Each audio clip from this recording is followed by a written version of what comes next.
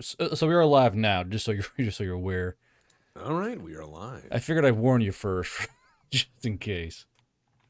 Yeah. Well, you never know what you might say. I might say something like Fanta tastes just the same as Sprite. And then I was banned from YouTube for that one little mistake. It's a step too far. You start talking about Fanta. You sit there and you get out there in your life and you say, you know what, I think that this is less than that, and people will start to riot. That I don't doubt. So basically, when folks are rolling in, we'll get fully started. But more or less, you're the mech guy, and I know a lot. I Yeah, I am a mech guy. There are many mech people. But yeah, I'll take it. and uh, and I know a bit about mech on both sides. And what we're going to cover today is Western mecha, Eastern mecha, and effective mecha, because it's a wide ranging spans of mech. Like there's all kinds of different types of mech that exist in the entertainment sphere, and it's actually quite fascinating just how many variants and types there are of mech. And I figured it'd be a nice little subject to talk about and Greece and all that kind of fun stuff. Oh, of course, of course. I mean, I can talk about anything, from poetry to romance literature to how to space and M2 Browning. I have the timing key in my desk. Jeez, I saw the head spacing on a fucking mod deuce was always a pain in the ass. It's not that hard. It's not that hard. Son of a. All you have to do is follow the 800 step guide. It's not as bad as it makes it out to be if the gun is cold and clean. You see, what I love was how in the movies the guys will jump on the 50 cal and start blaring away like you didn't check the headspace or check the charging handle or dirt in the receiver. Like you didn't check your turn the semi-automatic winder off the trigger. They just hop on there and blam blam blam off they I go. I love in the movies when someone gets on a Modus and they just jerk the turret ring around because they don't realize that there's like a little stop, Yeah, so it doesn't just whip around all the time. And so yeah, you'll see people do that. And I would just love to see a real movie moment where the guy like puts his arms on Thank it and you it's for like flying Gorgon it Airlines. just won't move. yeah. Like they forget there's an entire like safety device so you don't prang your buddy in the forehead with there's an entire like your turret device. Whoa, there's a feedback. All right, so I'll give you the link. Thank you for flying Gorgon So Airlines. yeah, okay. So chat's lighting up now. There we go. No, Uh, no, it's Blaha boy, thank you for getting the sub to Ivan and Board. If you want to see the chat text, there's the link to the Twitch. But more or less, yeah, I've got it open. oh, you Way do? ahead of Okay, you. you're already there. Trying to be a good Thank you co-host. for flying Gorgon But see, Airlines. but what I want to do is I like to because it's called the downrange podcast because everyone's able to stand at the firing line and look down range and be safe and comfortable. But not many folks are willing to go down the range and talk. And then mostly it's about content creators and like how they see because a lot of guys can't speak freely on their own channels or on their like you probably won't be surprised, Tex, but there are a lot of guys who I've invited on and say they're too scared to come on for whatever reason. So, but today we're discussing mecha, and the types of mech that there are. And Gray should be on here in a bit, and he's my That's more than fine. I mean, creation is an interesting bucket, and you meet all sorts of people.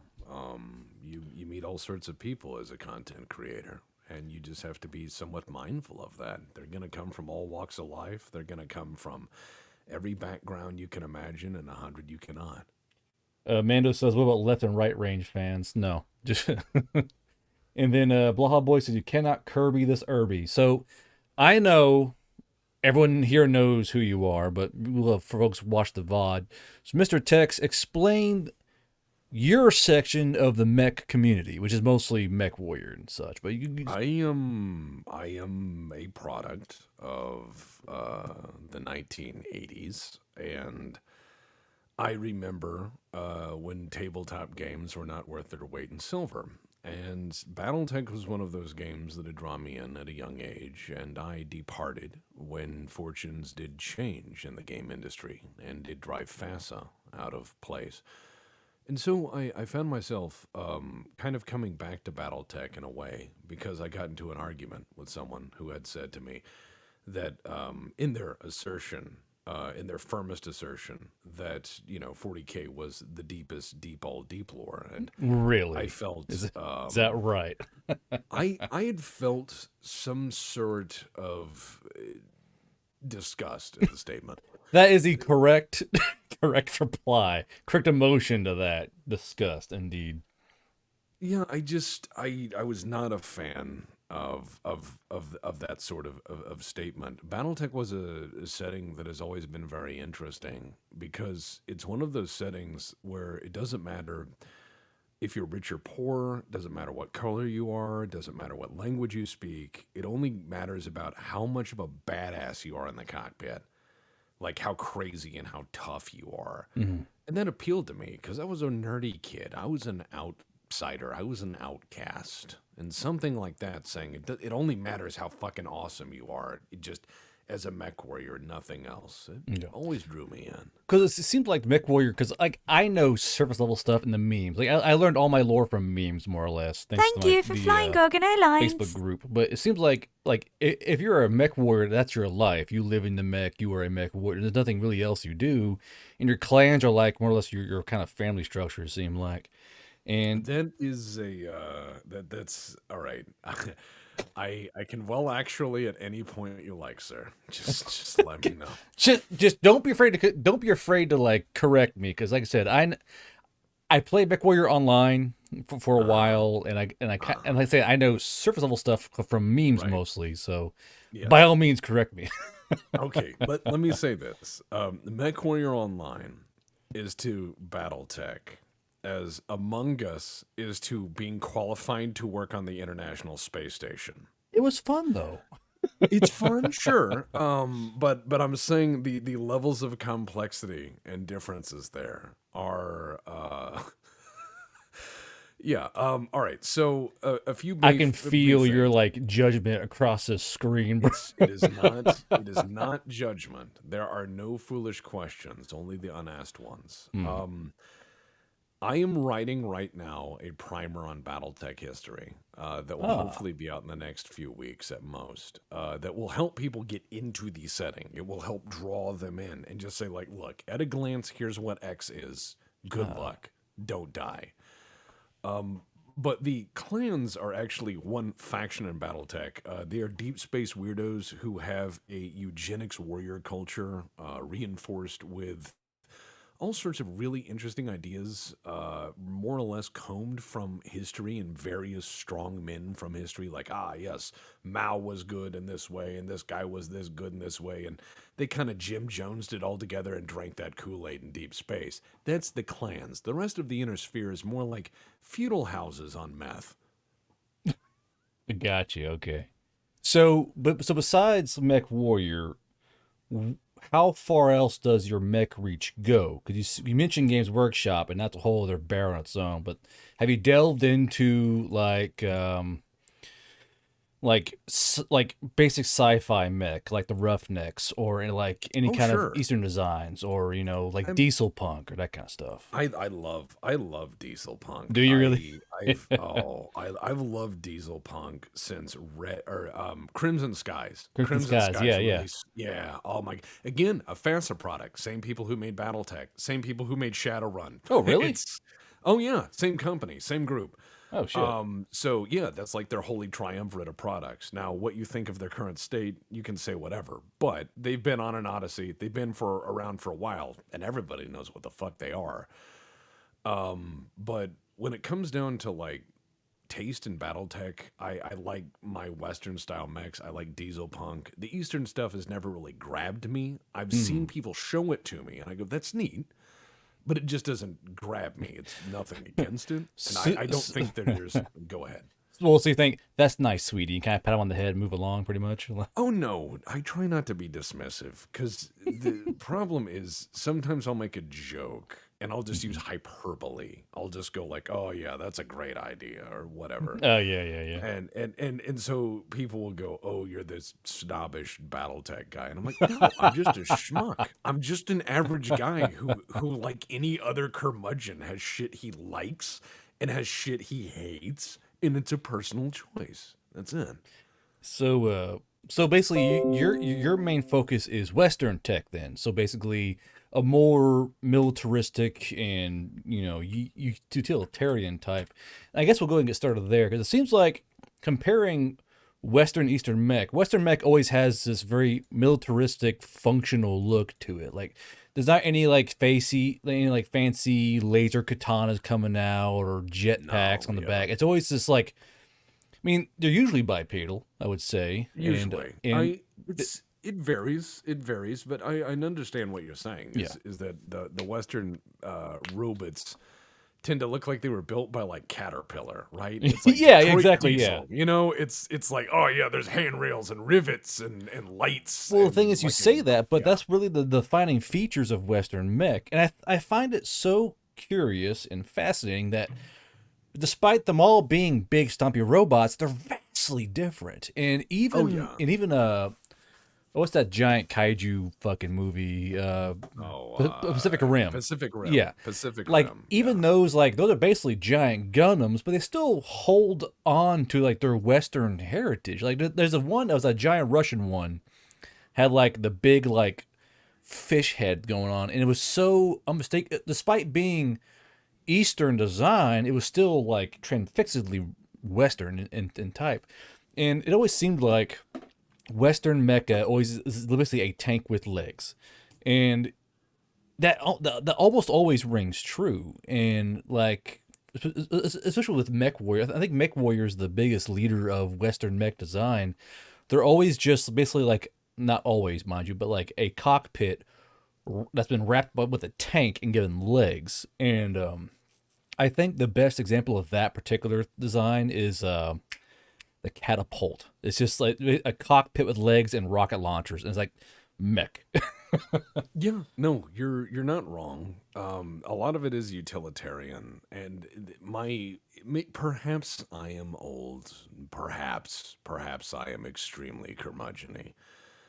But when I see the Eastern style stompy robots, my genuine approach to it is that I go, why does it have a jetpack? Why not build a fucking plane? You know? Yeah, yeah. And I even in Battletech, I accuse the LAMs of the same thing. Like, why go, robots that can just morph into other robots? Mhm. I guess Transformers is a thing, Yeah. but again, Well, minor it's opinion. funny because you say that, but there's actually an anime called Macross where they are jet planes with legs, and that's why I kind of laughed when you said that because someone did There is that. some crossover. There Yeah. is some crossover between Harmony Gold and some interesting old art and the subject of the quote unseen in Battletech. Mhm. Like Macross is basically like a F-14 chassis that they kind of stuck arms and legs on, and that was their mech.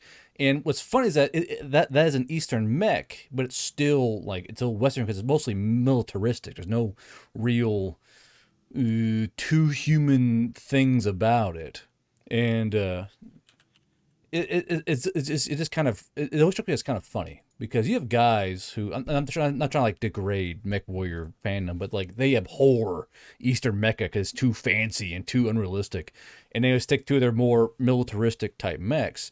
In between the two, I think, but besides Diesel Punk, the Western designs are far more, dare I say, plausible because they're just they seem more realistic in proportions. And I I want to say I'm biased and that I agree with you. yeah, However, I will say I am biased. The thing is if you look at the world of guns, I'm an arms manufacturer, and you will say that there are guns that are in the AR platform, and there are guns that are in the AK platform. And they're both very good platforms for very different things. And they overlap in a central area that is a nice Venn diagram of battle rifles, or not really battle rifles, because I know that's a whole huge Instagram hashtag, whatever. there'd be a whole But they're like hour long kick up on here with the battle rifle. you know what I mean. Yeah, People would yeah. just run around in circles, but they're both fully functional semi-automatic rifles with very interesting performance curves and very interesting ballistics and their own kinks and weird things that go right and wrong with them. But I can't say one is better or best for all situations. Well, And I understand some people will sit there and scream one is superior in all ways. yeah. And it reminds me of like when I was a kid. There's vanilla and there's chocolate, and there's people who will fist fight over it. I'm just glad to have ice cream. Yeah. And real quick, Mr. Tex, this is Gray. He's my resident Australian. Gray, say hello. Hi, I'm also a really big Battletech fan, and I heard about mechs, and I am suffering to stay up awake at this hour. So Gray is a not like like a what would you call it, like an 8-bit or like a digital artist for like ships and tanks and mecha and that kind of stuff. Yeah, I'm planning to learn like sketchpad stuff so I can do mechs as well. Hmm. Right now I've just been like cranking out ships like mad, and doing a lot of research on like modern day stuff. But I used to do Battletech. I ran like my own Battletech thing for a while, and it was so much fun, and I do kind of want to get back to that at some point. So, like, what me and Tex were discussing earlier was, the utilitarians, like, and more like bulky aspect of Western mecha, and Mm, it was just the fact that, like, even when you look at like Diesel Punk or like World War II Punk and like the Walking Panzers, they're still distinctly Western, and more or less, I think because Tex, have you had any actual contact with like the Gundam verse, more or less? No. No. I am very poorly versed in all things weebery. So when people will have to explain fundamentally concepts to me, Mm. they will say, I will have to ask my friends. I will be like, what the fuck does desu mean? And then they will have to explain it to me. And I will sit there and stare at them. What in the Sam With Hell's a Desunade? What did he just say to me? Yeah, just sitting there with a cup of coffee and they explain the whole fucking concept. And I'm like, I am disgusted. That is an accurate way to feel about it, yeah. So I put in the podcast chat above us, this is called the Zaku. In most Eastern, well, let's quickly touch on Eastern mecha. Most Eastern mecha is very humanoid. It's very slim and fashionable, and it's not really a war mech. Like when you look at most mainstream like Gundam mechs or other mech anime, they're always this really pretty, agile, fast moving, non clanky robot. And it always kind of struck me as weird. They would go the exact opposite direction of most mech stuff. Like it's odd to me. And why do you guys think the East went so off in a different direction? Like what do you think inspired the Eastern mech? Because us in the I West, it's all about tanks and warfare and war Well, and guns. here's the weird thing. Here's the weird thing I don't get Hmm. is that you look at form and function, and in certain Oops. fiction and what have you, you find that your heroes are these Robert E. Howard style heroes. They're like Conan the Barbarian, or they're like Solomon Kane, or stuff of that sort. And then you find in different eras of literature, especially if you read Eastern literature, you find that your heroes are more clever than strong. And it's kind of an interesting, different take on culture. Perhaps that it's an origin, though I would say, by not being a consumer of their visual art on a regular basis, I could not make any sound judgment. Oops. Let's put that behind the heads.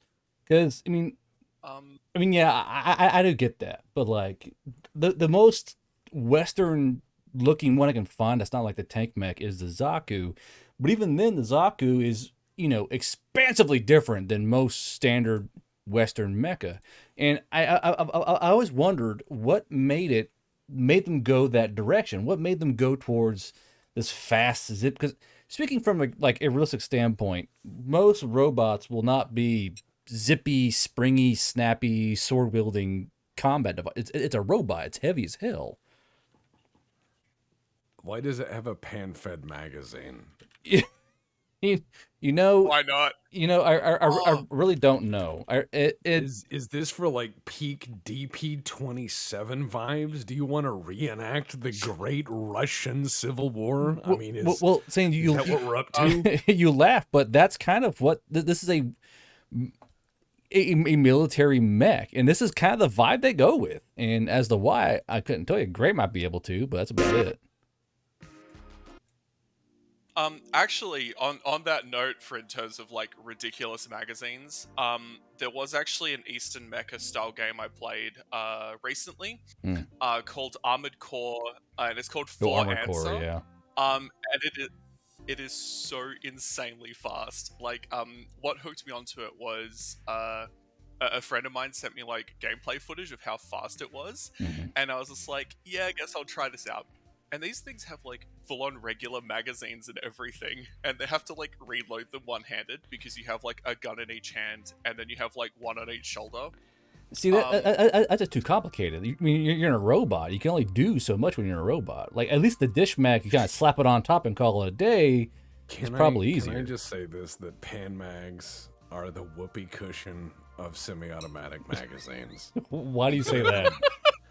They're fucking open on the bottom. They are like, welcome to dirt. Imagine if you went out and said, you know what, I don't have enough fun in my kitchen, and just poured sugar everywhere and left the house for a week. That's what a pan magazine in terms of gun function. It's awful. But Comrade is good magazine. You just slap on top of gun and rack handle. They're awful. Or it's like the Xiaoshats, The the French one that has like the magazine has like a massive cut in it. And it's like a trench machine gun and like a fully exposed magazine almost. Yeah, great design. No, the one I'm talking about that's open on the bottom, as Chad is now highlighting about, yes, Yeah. I'm making reference to what's called the Lewis gun, which, if you have worked on, are bastards. However, those cooling jackets are really cool. But let's see here. It's just when you two see, like, just this is side by side. Let's do a comparison side by side of these mechs. You have the Zaku. And let's say, well, what's a good salt besides the Irby mech? Chat, we're not comparing Irby to Zaku, for God's sakes. What's a good Warhammer? a Warhammer? Is that a good like medium mech to compare to the Zaku, like a standard if battle? If you want to mech? say medium, let's put it against the Hunchback. Let's put it against the Hunchback. the Yeah, Baby yeah. Wrecker itself. Oh, So like you what see, about the Centurion then? No. Hunchback, AC-20, apply directly to forehead. No second guessing. All gas, no brakes. so yeah, the Hunchback, Yeah, which fair basically it's a very stout battle mech, and they both have hands and legs. And when you compare the two, when a Hunchback gets the speed eventually, it's a big lumbering doom mech, and it's still all big and bulky. You got the big, if you got the shoulder cannon thing, you usually have the big what was it? It's not a Gauss cannon. It's what is it? The fucking giant fucking AC. Well, the Hunchback comes in a variety of platforms. However, the most common one you're thinking of is the AC-20. Okay. That is an autocannon 20, yeah. Yeah, and like comparing the two, when you like whether it's in the Mech Warrior game or Mech Warrior Online or even on the tabletop, it feels like a big clunky robot. It slows down and it goes boom, and it's recoil and all that, and the gun is mounted to the frame. You can't drop it, and I believe Tex and Gray, there's an internal loading system, correct? Basically, it's a big chain fed thing. You get a good old shell hoist, yeah. Yeah, which you can't get dirt in it. You can't lose your gun, you can't lose your ammunition, and then you have this Eastern mech, and like how I compare the two is like one is designed for war. The Mech Warrior stuff, the Western design, it's all internal. You got a cockpit, the fucking internal auto loaders, the guns are stuck to you, and it's built for war. The Zaku here, you got to hold your gun for one, and then load it on the outside. Then somewhere on this frame, this big green dude here, you have to put extra magazine. There's extra dish magazines somewhere, so it was serve the logic that the Zaku should be wearing some kind of like flick or something like that to hold the damn magazines. Like a rig? Yeah, or something. And when you look at the Zaku, on other websites or even in lore usually, there's not really a rig to hold. They have like what, one dish or one belt of ammunition stored somewhere, and in some you'll see it uses a belt of ammo, because I guess some they'll ignore. I think it was a Zaku too. They ignore the dish and do a belt, but it's a giant winding external belt. They can get caught on stuff, or your enemy can smack your belt away. The other mechs. Yeah, but that's cool. I mean, come on. Long winding belts have been cool since Rambo. Well, at least the winding belt can be stored somewhere inside the Zaku. It's not, at least then it's internalized ammo storage. But like in this picture here, in a lot of the pictures, they use a big dinner plate magazine. And where the hell are they going to keep more of their dinner plates? You gotta where your robot's going to need a damn combat rig, like a Flick or an FLC or an LBV to carry its shit. And now you have a robot with an external gear, and it's just not as logical as like Western mech. And then at the same time, I mean, you'll have other mechs that will have external stuff. Like what's the one, the Grizzly with the giant like claws and all that? It's got giant razors on it or whatever. Kodiak, thank you. And like, yeah, I know. But the Kodiak, it's got big claws. And what's that goofy samurai one from the MechWarriorverse? Hatamoto Chi. Thank However, you. if you're talking about House Kirita, you're gonna have to be specific about what goofy shit they're up to, because it's a lot and it's all the time. I know for a fact that there's a MechWarrior katana or some shit they can carry around, right? Yeah. Yeah. Actually, I know about this one. It was the Axeman mech. No, it was the Hatchet Man that came first, I'm pretty sure. And it's literally named that because it has this big, like, depleted uranium hatchet. And when the Koreans managed to capture stuff, yeah, look it up. Look it up if you don't believe. Hey, boss, why are my testicles so big? It's your because you drive a hatchet, man. God bless. So the Koreans got their hands on it, and they basically went like, yeah, these axes are dishonorable or whatever. Give it a katana instead. And the factory was just like, aight. So then they started giving them katanas. But even then, like the weapons, I swear to God, on most of the Gundams, the weapons are all external. Like they're pulling out these lightsabers and shit, or they're holding machine guns. And you can lose that shit. At least with the Kodiak, the stuff's attached to their damn hands. Like, they can punch stuff. And then with, like, most MechWarrior mechs, the guns are all hard points. They're all hard pointed on. You can't just drop your machine gun in the middle of a battlefield and go, oh, fuck. You ever see a MechWarrior on the ground patting around for his machine gun to drop in the foliage? You know, it just doesn't happen. At least not as often, I would say. And even with... yeah. Now you go ahead. Although there is a stipulation in the rules where you can actually there is like droppable guns and stuff, but also there's rules where you can like pick up a tree and use that as a weapon. And I think one of my favorite examples is that you can actually pick up like a dropped mech arm. Yeah, I've heard of the green text of getting beat like an arm off the mech, pick it up and then beat to death with your own arm. Yeah, it's great. I love the detail. So, like, Tex, you're not a fan of Eastern stuff. So, like... that sounds terrible. Like, I like, hate fried rice. Like, I'm like, pot stickers, boo! Why are they stick to the... No. So... Yeah. Pot stickers, boo. Like, so, I just, like, go to, like, a lantern festival and just start hitting shit with a hammer. You bring a whole lot of pinatas at this festival, pulls out stick. No, that's not what I meant. So, like, looking from, like, the Hunchback to the Zaku, you're going to see faults from one to the other. Well, so, looking from a Zaku, a basic combat mech that's not like a fucking fancy Gundam of some main character, and a Hunchback, what are the things that like, stick out immediately to you between the two, with your trained MechWarrior eye? I'm gonna say that the Zaku looks like it was made by an 8-year-old. It has a gas mask and exposed piping and a gun and no ammunition for it. And then it has a very narrow vision slit and a giant eye that says, shoot me right fucking here, I dare you. How long did that take?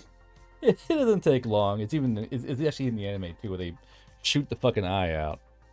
Of But course they do. So, like, what's wrong with a Hunchback? It doesn't carry enough AC-20 ammo. It need more bang bang. It needs a cocaine holder in the cockpit. well, even then, like, say this little machine gun shoots out a Hunchback, it's just not going to really do much, I would think. But if that Zaku catches one AC-20 round, it's so thin and lithe that's just going to burst apart at the fucking seams. An AC-20 is for deleting stuff. It's just, you're like, hey, see that Remove. tank over there? Yeah, I don't wanna. Delete it. Yeah, and it's just... I think as well though, Mhm. the Zaku was also specifically built for space combat, if I'm not mistaken. I've only watched like a little bit of Gundam, so. Well, even then, why has the robot got a respirator? It's a robot. Well, look, sometimes we all gotta breathe, man. And the thing is, like, of all the Gundams, the Zaku's still my favorite because it's like the least bullshit of the whole Gundam verse.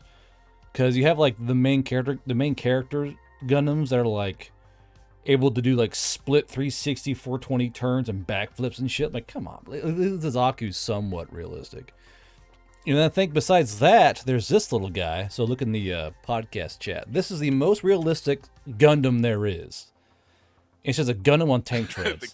Yeah, literally, that is like peak Gundam because at least it makes some kind of sense. It's got tank treads. I mean, if it works for you, bud. I mean, it looks like a boss from a SNES side scroller game. Like, it should show up, it should have an intro thing, and a health bar should show up, and the music should get really loud. And like, but even here with like tank mech, it's still obscenely different to Western mech.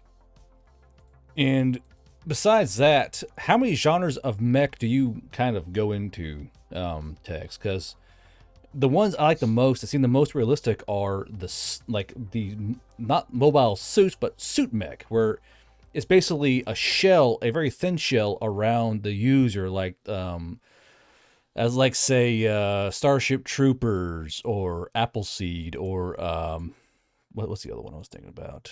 Well, I like Starship Troopers, and I have since I read the book as a very young child. And then I was aware there was a movie, and I saw that. And We don't mention the movie. We talk about mech. We don't do that. I have gone back to What are you talking enjoying about? The movie's book. amazing. I have Don't gone you back start. to enjoying the book. I have gone back to enjoying the book. Paul Verhoeven was great in RoboCop. I don't know what the fuck happened in that movie, but yeah, I enjoy the book. I'm aware of the setting. Like, say, like, because big stumpy robots, we know them, we love them, they're huge. You got a cockpit.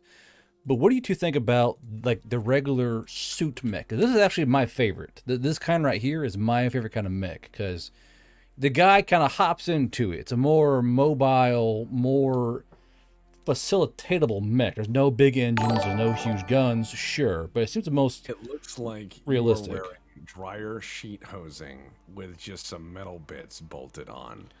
And you have this backpack howitzer that as soon as you pull it, your spine is going to turn into a curly Q, and you're going to wake up in a V hospital. Actually, mech text there, it actually deafens the recoil of the gun. I'll have you know.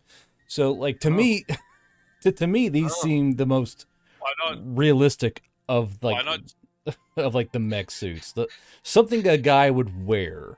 Like it's more it's more applicable to like infantry / platoon movements. You know what I mean? Like you could have for the price of one Warhammer, you could have like a whole fucking battalion of these guys running around doing hood rat shit and blowing stuff up. Elemental moment. So like, so what is the limitation? What would you guys say in the far-flung future we figure out how to make a small nuclear pack? What is the limit? So like how Tex pointed out, how to go bang, spine go bang. What would be the limitations of the personal mech suit, like Fallout or this or other such devices? I think it's gonna Um, be based on weight because there's this thing called ground, and ground has a certain amount of weight it can hold per square inch. So if you make super turbo armor, but it weighs 2 tons, and it has human-sized feet, you are going to die because you're gonna step out of the APC and go all the way down. I'm sure they figure out some kind of way to balance that out. Clear aluminum feet. when you think about it, like a lot of modern day support weapons, if they could be carried by like one person, would be insanely useful. Something like the biggest sort of recoilless rifles and guided missile launchers, because you still have something like a javelin, yeah, but it's like how much is that in fucking? Oh wait, no, sorry, I'm not allowed to swear. For the next like 20 minutes. Okay, so the javelin's like about 50 pounds, and you could basically have something like closer to a tow being carried by one person and operated by one person, and it would be insanely more mobile and a lot more threatening to something like an armored vehicle, or a lot harder to kind of pin down, because essentially anything that could try and counter it would have to be either carried by another suit or would sort of like be on a vehicle or in place, and vehicles would be a lot more vulnerable to it. So, it would definitely make things a lot faster and a lot more sort of intense in a sense. I see. How do you two feel about, like, Grace sent me DMs the entire time, like the Mantis mech? Do you think it's too flimsy for a mecha, or is it kind of hitting the the locust sweet spot there? Well, have you ever seen you ever boxed? You ever like had to go box? Yeah. Like right. So have you ever noticed the difference between like a boxer and a bouncer? Yeah. Because the boxer fights for like 3 to 5 minutes at a time, right? The bouncer fights for 30 years. So there's a difference. And when it comes down to mech weapons and what have you, I mean, we have tiny little spindly things that move around as is that can carry a lot of firepower. They're called drones. Having mechs that are minimalistic, especially ones without pilots, I mean, that are just very light and running around and loping and capable of detecting and finding targets, is probably the way of the future. And it's probably going to be a hell of a lot more agile than we're comfortable seeing in motion. We'll be like, oh my god, we're all going to die. The age of the machines is now. Repent. So you think that these are the more realistic type then, these kind of spindly, wiry type mechs then? Well, if you look at what is possible, like look at the success of the Boston Dynamics dog. I was just finding that damn picture, Tex. Yeah. I was just lining it up. And it looks a little derpy and has little thin legs, but it is actually capable of carrying a lot, moving a lot, and a great range of motion. Something like that, 10, 20, 30 Thank you years for down flying the line, Gorgon with Airlines. further enhancements in mobility and sensory tracking and mapping, plus modern command control and what have you interfaces. I mean, good God. Yeah, So- that's probably Thank the you for future flying Gorgon robots, if Airlines. any. So I can't find the one of him at the range, but here's one of their concepts. So I know there's actually quite famous green text that you're gonna love, and the joke is on /K. We were all drunk one night, and someone says, "How can we make a horror novel out of these gun dogs?" And someone said, "Hey, what about suicide drones? Like, it's not scary enough." So what they thought of was they would put speakers on them that would play mariachi music. So he would, and then on the robot they had like IR detector. So you would slowly hear the music get louder and louder and louder as the dog starts hunting you down. And I think that, like, while funny, it's still a bit, squandered, because these Boston Dynamics dogs and other robots they have are a bit scary in my opinion, because they're small. I don't like small. A big mech you can hear coming, see coming. I don't think you would feel any better if that robot there was the size of a house, because it would be like a garbage truck that acted like a dog, and it would be very uncomfortable. Well, still, that thing can hide places. It can get kind of all good and cozy, like a little trapdoor spider, to wait for you to come along. At least with this this barn door sized wreck, at least you could somewhat see it coming, the shadow. These things can, like, my biggest nightmare are mechs that can hide. That is nightmare fuel for me, because mechs can just squeeze in places and sit there and wait. Mechs don't get bored. And I guess we'll move to that subject then. So how do you two feel about, you know, solo mechs or AI compatible mechs where they don't need a driver, they follow a command? Like, do you find them to be more like scarier, not as scary, more realistic, not realistic? Much more realistic. We're going to unmanned weapon systems, globally speaking, more every year. More and more and more are being deployed, and even in common disposable use are being deployed. I mean, the cheapest drone the U.S. military uses right now is about $15,000. It's not that expensive to use drones, and thus that has created a widespread acceptance of drones not only in ISR but C3I, eavesdropping, ELINT, and even target acquisition and destruction.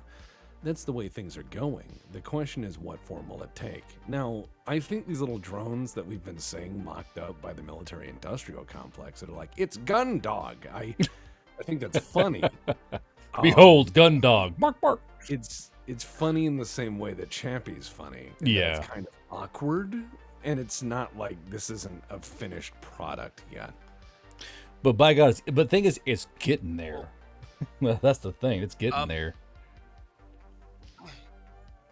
Actually, I have a bit of an interesting thing to add here. There was actually this one particular drone that I found really interesting. And it's called the IAI Harrow. And basically it's a drone, like sort of the dedicated suicide drone, but it's specifically for destroying enemy air defenses and such. Now, you know, both of you being American, you probably know that America has the best air force in the world, and both of you are, I think you're old enough to remember Desert Storm. Wow, thanks, Bray. I remember Desert Storm when it happened. When Desert Storm happened, our teacher came into our class and said the president is mad at the Middle East. That's how she explained it to us. He's a bit angry at the Middle East right now. And I was like, you didn't have to say anything or even acknowledge it. Like, let our parents tell us what happened. We're children. But she had to turn on the TV, and you see the pictures of tomahawks getting launched off of stuff. And we're like, what's going on? And she goes, the president is very mad at the Middle East. And Bush angry. When I was a kid, I thought that like that's what happened when you were president. Like you got one. Like you got one war. Like, oh, the president's mad again. Shit. You get elected, you have a little sheet like, which war would you like? China, Russia, Liechtenstein. Check the little box there, you know. So, I sent you a couple images, God. Yes, I'm fully aware. I remember these things. So these things kind of came to prominence in the 2020 Nagorno-Karabakh war. Because hold on. Essentially had... No, hold on. You can't say that and send me this fucking webm of a fucking, what was that? A horned lizard? What is this? On a mantis. Yeah, it's on a... All right. What's with you? We've maybe gone beyond the technical expertise here, and we're into theory crafting. Well, essentially, like what you said about the whole like drones becoming more common, absolutely. Like the whole like 2020 war, a lot of people paid attention, and that's why like the shift is sort of accelerating towards that now. Well, it's one of those things that's very interesting if you look at the flow of history in arms design, which is something that Battletech actually has really well. Battletech has an established history of arms design. Mechs exist for a reason. I did a 2-hour video on it about the Mecha, and it explains why they exist. Fundamental changes in doctrines, power shifts, treaties forcing people to reinvest in ground forces, plus breakthroughs in technology at the same time, making it all very possible. But if you look at the real-world adoption of military technology, look at the military observers, especially in the Japanese assaults on the Russian imperial holdings in the Russia-Japanese conflict. Now, while the Russian Imperial fleet got its ass handed to it, the land forces, especially in the Far East, did pretty okay. And there were observers from 2 different militaries that were somewhat of a dress rehearsal for World War I. And it was very interesting because the British saw machine guns as a defensive weapon. The Germans saw machine guns, their observers, as an offensive weapon. And thus 2 doctrines developed. And the machine guns that the Germans developed were far more portable, far more available, and far more distributed as a result of watching that conflict. The British were more defensively minded in that. So you get this very interesting dichotomy from one observation point in international conflict, which then shapes the next war considerably. So real quick, I want to show you Tex this Eastern mech. So Tex, knowing what you mostly think of Eastern mechs, what do you think of this particular design philosophy of this mech? Let me take a look. What you got? I mean, that one ended up in Battletech, so It did? yeah, that's one of the unseen. That's the LA. it's a stinger off to the right, and then the land air mech. My issue with it is I feel it's somewhat of a relic of a bygone era, and it certainly doesn't How do you mean? quite fit. Well, the Battletech of the 80s had a very different view from it, because a lot of the art was borrowed, was licensed, and what have you, and is kind of a bookend to that era, the land air mech stuff. It is a relic of very early Battletech, e.g. battle droids, and it always kind of felt like that to me. LAMs are in the setting here and there, but they're always kind of weird how they fit in the lore, and in my headcanon, at least to me, it comes down to something like, hey, some guy did a lot of cocaine, and he said, you know what we're gonna do? I'm gonna make that fucking thing fly. And they're like, it will not fly. And he's like, you fucking watched me. I'm gonna make that fly. That thing is gonna fly on Thursday, and it's gonna come seatbelts. And the guy's like, I don't think that's a smart idea. And he's like, no. What did I say? Mark my words. It's gonna fly on Thursday. And he just went out, and he got himself most of an F-14, and he bolted it to it, and he strapped himself in, and he goes, all right, boys, here's one for the history books and land air mechs. See, that to me is like major shaggy. And it's like, are you challenging me? Straps on more engines to the fucking mech. Exactly. Yeah, because wasn't it like they're a real Star League thing, and then all the factories got fucking. Oh, sorry, not allowed to swear. No. So Gray, we're at 46 minutes. You're clear. Just to keep it, not so Australian. Okay. You know what I mean, Gray. You have a track record, sir. I know exactly. But like all the factories got like nuked out of existence, and there was just no parts to maintain them. So now they're just like a complete one-off. Or like they're like one of those things that you kind of keep in a museum because there's just no parts to keep it running. It's like every trashed out Lancia you find for sale online. They're just like rally car. It just says like rally car on it. You're like, I think that's a beta. And they're like, it's a rally car. And I'm like, no, it's a Lancia. And why is there a hole in the floorboard? And they're like, there is no hole in the floorboard. There's no floorboard. You're telling me. Like, Decrease weight, make speedy. You're telling me it's not just a pile of rust by then? No. It's one of those things when you see like half off a Lancia, they don't mean price. They mean that's how much has disappeared. So now most mechs, as you know them, are all single pilot. Like Mech Warrior, Eastern Mecha, it is all usually single pilot. How do y'all feel about crew served mechs? Like more than one dude inside there. I like it to an extent, but when 40K comes in, no. We'll get there. We'll get there. We're gonna climb that ladder, Tex. Now we're gonna judge the first crewed mech, and this is one that everyone can enjoy. I think the humble ATST, the humble chicken walker. That's a great fucking mech to me because you know what it's about. It's got 2 holes. It's got a couch for you and your bud. It's got like a fucking armrest. It's got 2 cup holders in there, man. Those guys look comfy as shit. They're not bothered. They got little eye flaps they can look out if they want to. I mean, see, that's the brilliant thing about the ATST is that it's basically a scout walker, and you have it has screens inside of it canonically. They have all these little cameras watching out. But if you want, you can pop that little fucking eyelet open and look out their damn mech. And it's not a very substantial mech by any means, but it does the job. It walks around, it clickety clanks, and it's got 2 people in it. You have a TC and a gunner, I suppose, but it's a nice, cheap little scout walker. You know what I mean? Yeah, unfortunately, it kind of fails against logs.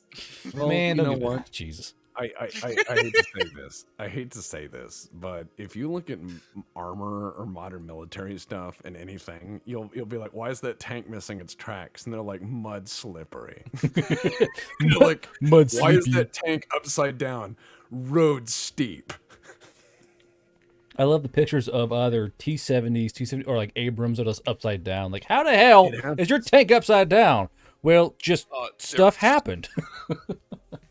There are so many pictures of Israeli Merkava's flip that if you like actually look it up, there's like I'm pretty sure there's entirely original images like on the entire first page.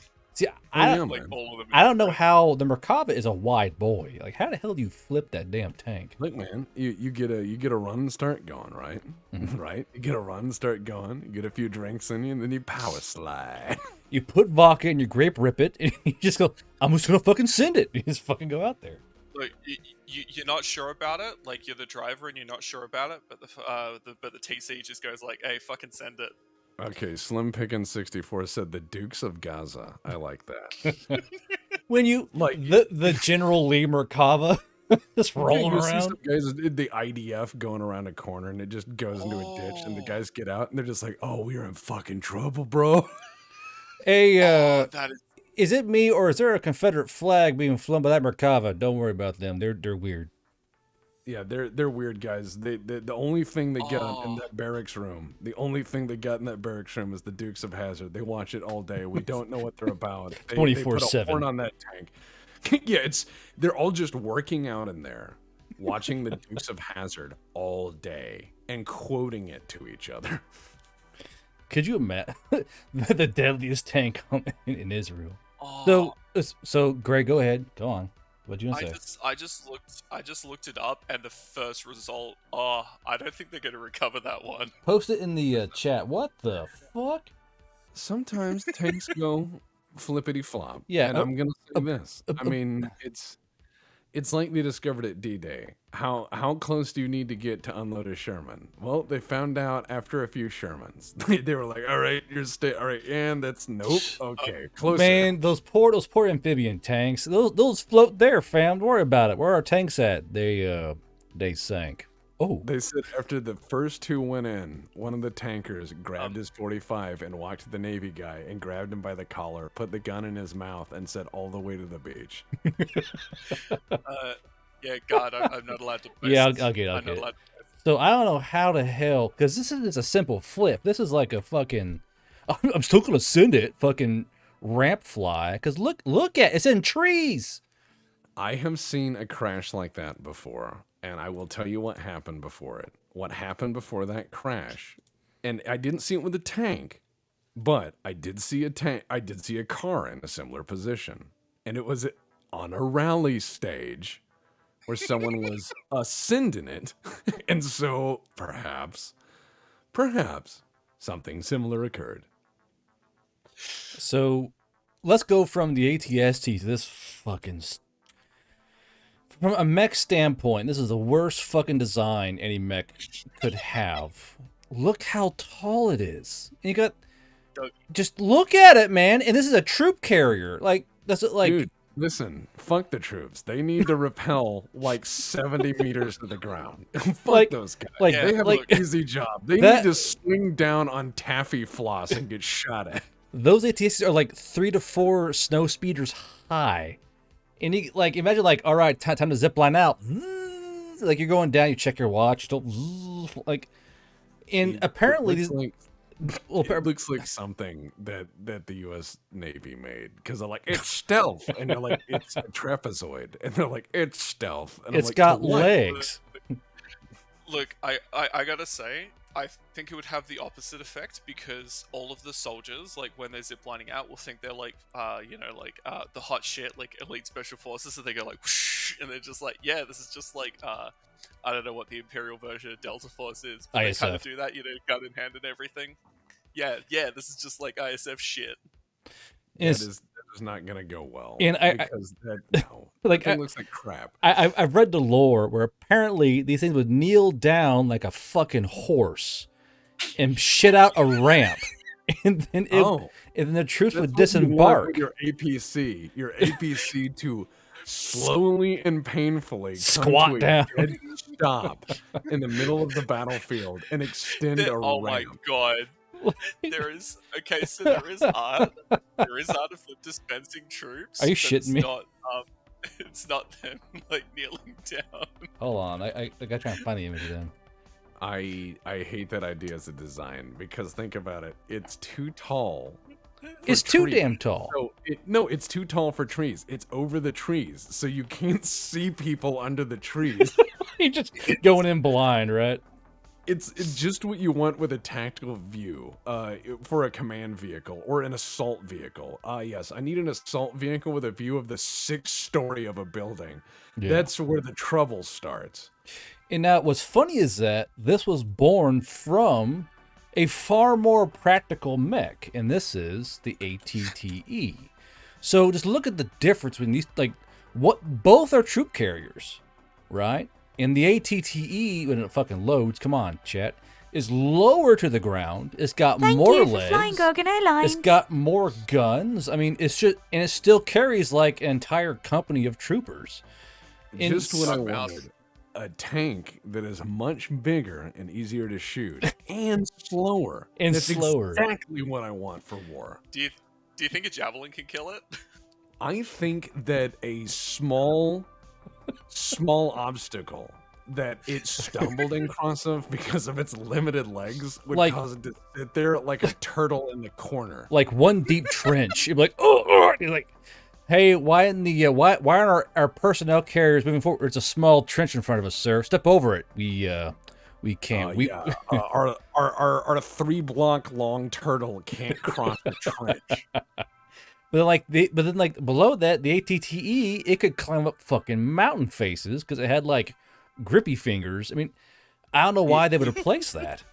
I don't. When I saw that in the movies, I know, right? just think that they just stuck it in places and then just said it does this now. I don't think that they applied any thinking to it. They were like, "Yeah, it hangs on the wall," and I'm like, "How does it get there?" And they're like, It got there. Star That's all that Wars, matters. "Yeah, Just don't worry it's just about it." hanging out." You Don't give worry. your ATTE a pep talk. Hey, you can do this. I can do this. And it just got here.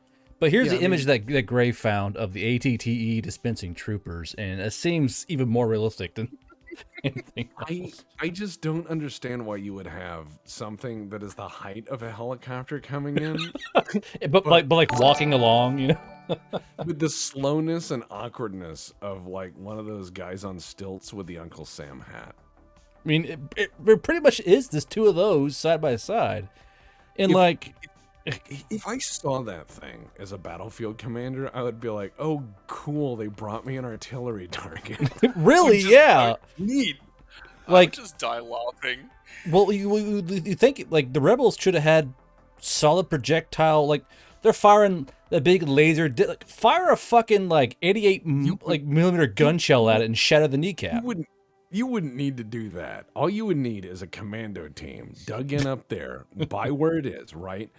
And all you would need is like 3 or 4 lunch trays. And if you could slide those under its feet as it stepped down, it would just fall down and die. And then you could pick up your lunch trays and go find the next one. Well, I mean, you could technically, you're right. You could have one guy with a sock full of fucking tannerite that's covered in goopy shit and slap that bitch on a fucking kneecap and shoot that big green thing. Oh, yeah.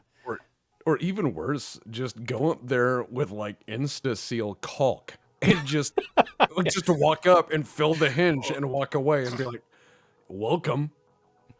For comedically large bananas, like banana peels. Yeah, okay, that would be hilarious if you had bushels of bananas and just threw it under its feet and it just fell over and exploded. Well, think about this. It's got the Juggernaut, or not Juggernaut, the ATTE has 6 legs. One goes bad, you can still kind of hobble along. And it's so low to the ground, something goes bad, you just go thump, and you fall down. The AT-AT, if one of your fucking leg goes out, you're taking a 6-story fall to the fucking ground. And when you look at the interior, all these Joes are in seats, like fucking jump seats. Imagine going, I'm floating. That's your fucking AT-AT cruises towards the ground at full velocity. Like, who designs this shit?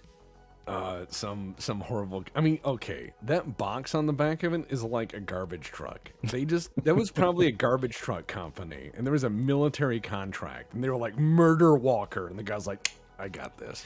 Well, even then, the ATTE is perfectly viable. But anyway, so we'll move on to Tex's favorite subject. We're gonna go through Games Workshop Mecha. So here, yes. So here's what I love about the Titans is people like the Titans are cool. And I was like, I myself have often looked at the Statue of Liberty and said, what if I filled that with 8 million U.S. Marines? Because that would be the ultimate fighting weapon, to have a assload of people jammed into a giant statue that clumsily straddles forward. So speaking, we're going to go from realistic to no in terms of spectrum. So here's the first mech. So this is a ad mech murder bot, more or less. So how would you all judge this ye old mecha here? I played Very Bioshock. sus. See, it's like a Big Daddy, isn't it? Right? I mean, it's more or less No, that. I would say it looks like the imposter from Among Us, except like Shut up. armored. I would say at least Among Us is entertaining. Give me 1 second here, Tex. Hold on. Anyway, so no. There you go, Gray.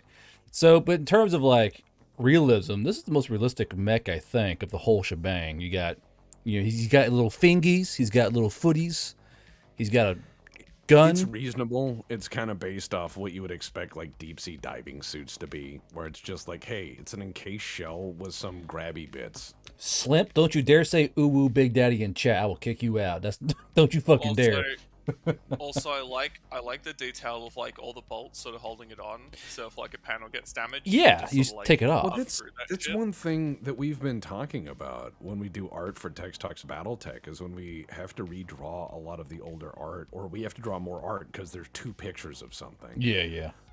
We have to sit there and think about like, what would this really look like? And we start to obsess over stuff like access points, panels. We start looking at like, how would that armor come off? Because one of the things that aggravates us is when we look at mechs and we're like, how would you repair that? How would you repair that? Yeah, that's one thing where like, say like they do like fully welded armor, you have to cut that fucking armor off, and it's a battle mech. You're gonna catch, like for instance, AC-20 rounds. It's gonna buckle all your shit, or rocket fire. I mean, you have to replace that armor. And I know a lot of folks, they'll just weld, like, talk about World War II tanks. You had riveted, you had bolted, and you had welded.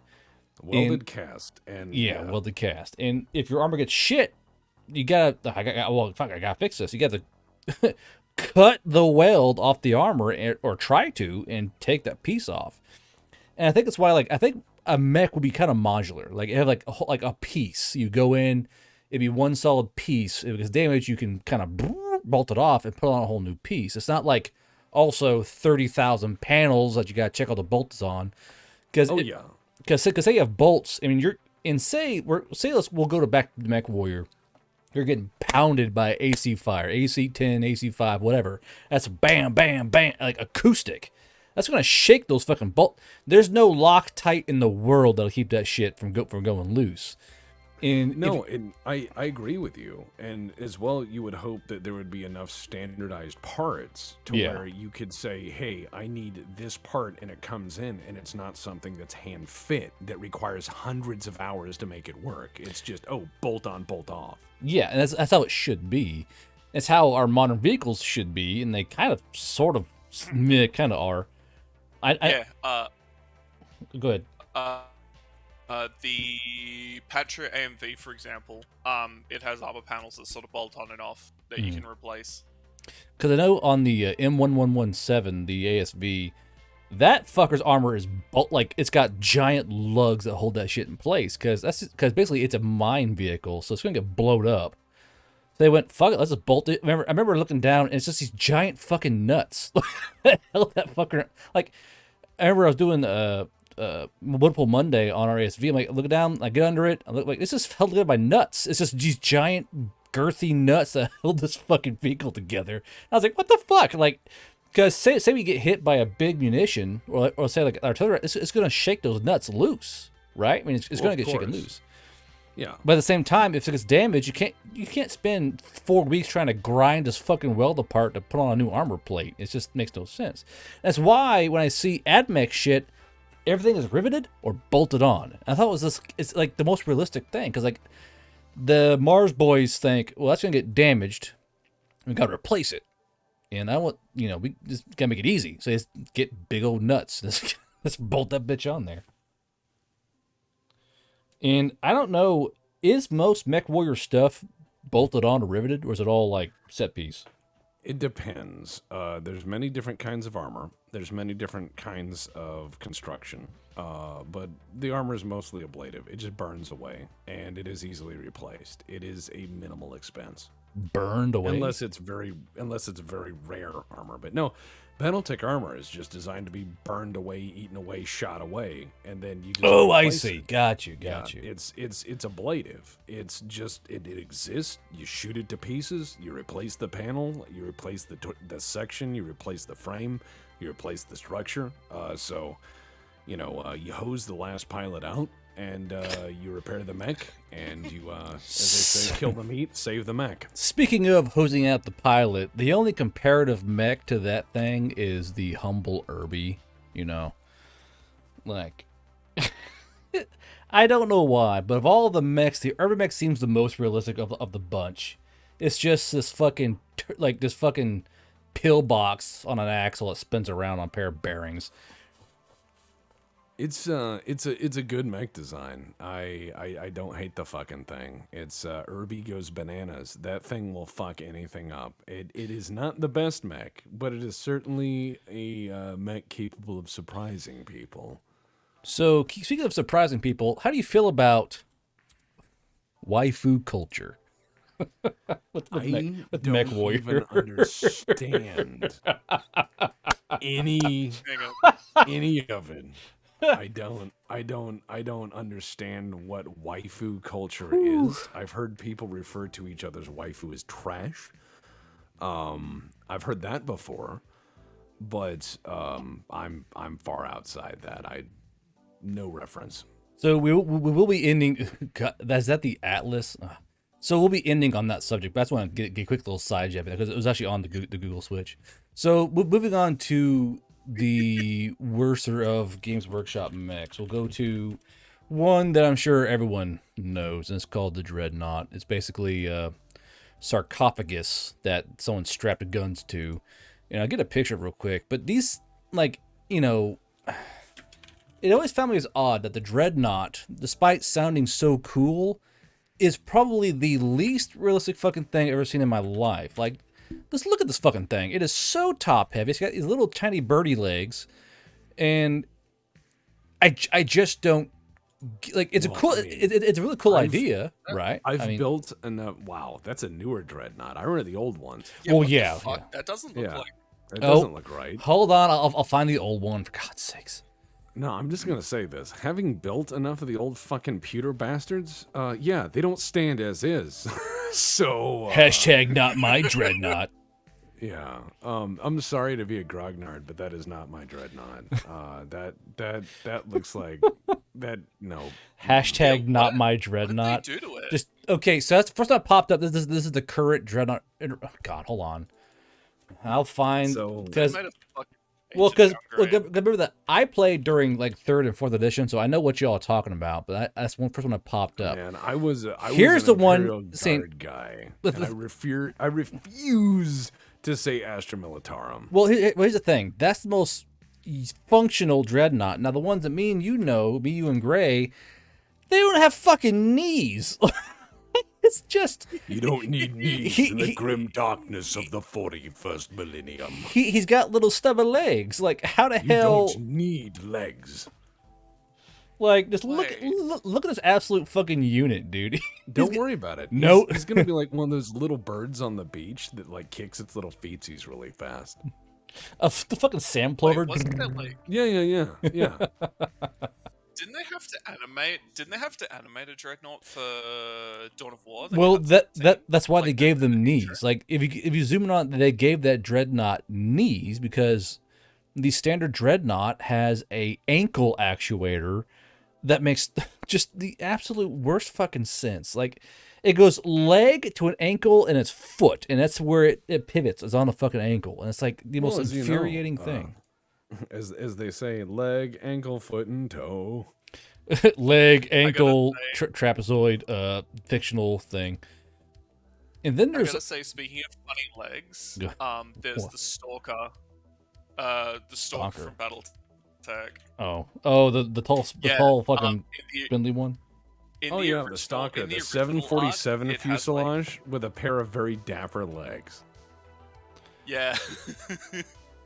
It's like, I remember seeing the original image of it, where it was like, Oh. it's doing like this Okay. circuit walk. I have seen this one, yeah. I saw a guy who did a model of one that was really cool because he made it into basically just like an anvil head wedge. And it looked like a stealth weapon. I was like, cool. Well, actually, more or less, the Stalker is probably the most simplistic form of mech. It's cockpit leg.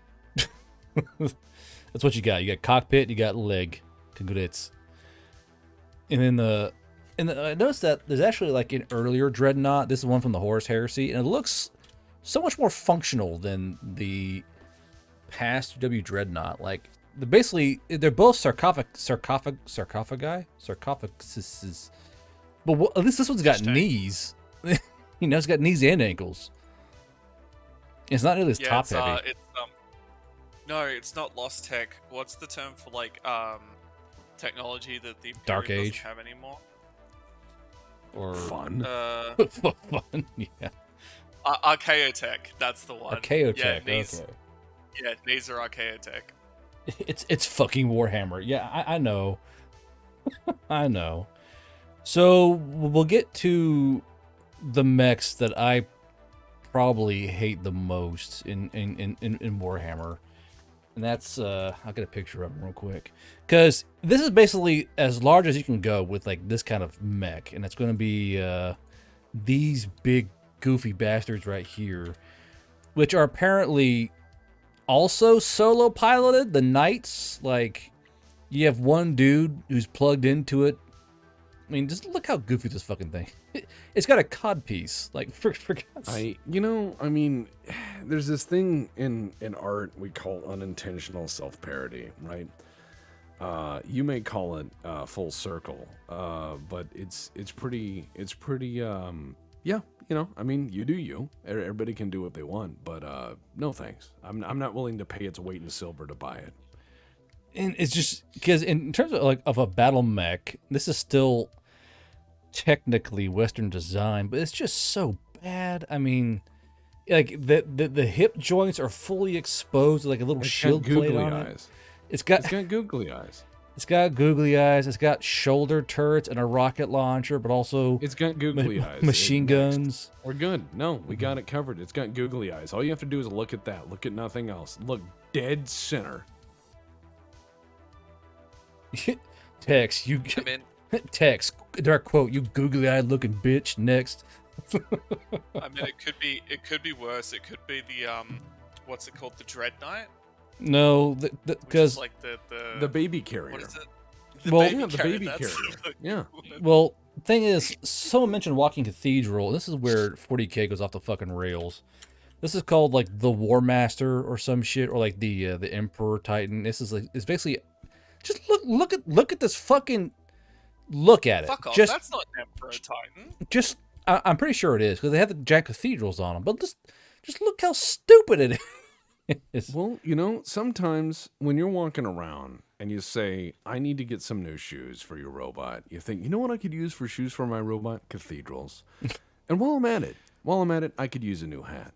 But you know what I could use is a bigger cathedral, and I think that would just bring things together. Well, hold on. You say that, but I have the mech for you then. I have a bigger cathedral with steps for feet. That's just with shoulder mortars. Imagine sitting in like the feet of that when it actually starts moving. Can you imagine being the guy who started his life like down in the mailroom in the feet? And, Worked his and way he's up. just like, yeah, one of these days, he's like, my dad made it all the way to the waist before he retired. But like, just this is where mechs go wrong, in my opinion. Where like I love it. I love imagination. I love creativity in mechs. I think it's great. This is where it goes so horribly wrong so fast. I mean, I